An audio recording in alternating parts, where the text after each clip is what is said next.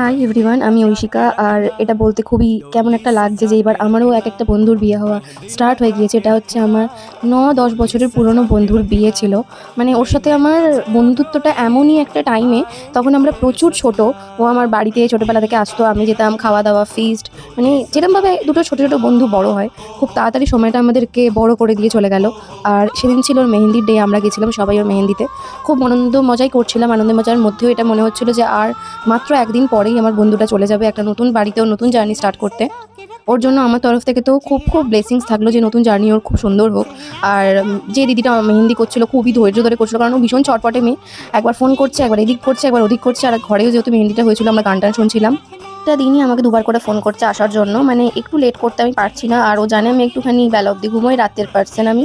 তো যাই হোক, সেদিনও গেছিলাম। পর থেকে প্রতিদিনেরই পরপর ভিডিওগুলো আসবে, সো স্টে টিউন, আমার সাথে থেকো আর দেখে বলো কেমন লাগছে।